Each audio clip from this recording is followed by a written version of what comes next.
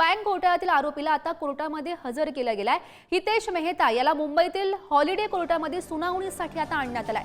Hitesh मेहताला gel होणार की bell मिळणार हे अगदी थोड्याच वेळात स्पष्ट होईल। पदाचा गैरवापर करून 122 कोटी रुपयांचा घोटाळा त्यानं केलेला होता। त्या संदर्भात पोलिसांनी त्याला अटक केलेली होती। सध्या न्यायालयामध्ये त्याला हजर केलं गेल्याचं बघायला मिळतंय।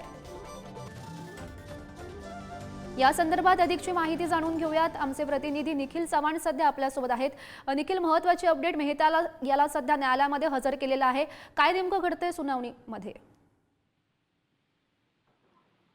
आपण पाहिलं गौरी तर कालच न्यू इंडिया कोऑपरेटिव्ह बँकेच्या प्रकरणामध्ये हितेश मेहता याला पोलिसांनी आहे ती ताब्यात घेण्यात आलेलं होतं आणि त्यानंतरच ईओडब्ल्यू कडून काल संध्याकाळी आहे ती अटक देखील दाखवण्यात आलेली होती। या संपूर्ण प्रकरणात आता 122 कोटींच्या प्रकरणाबद्दल हितेश मेहता याचा रिमांड मिळण्यासाठी पोलीस आज हितेश मेहता याला कोर्टामध्ये हजर करतील आणि त्याची जी न्यायालयीन कोर्ट जी संपूर्ण पोलीस कोठडी आहे ती वाढवून मागतील।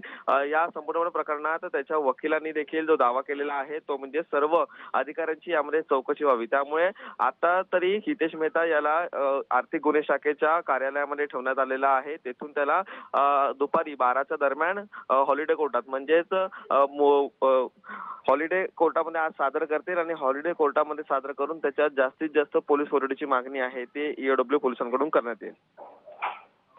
नक्कीच निखिल, खरं तर कोर्टाकडून काय निर्णय घेतला जातो, काय सुनावणीवेळी आदेश दिले जातात हे पाहणं महत्त्वाचं असेल। धन्यवाद दिलेल्या सविस्तर माहितीसाठी।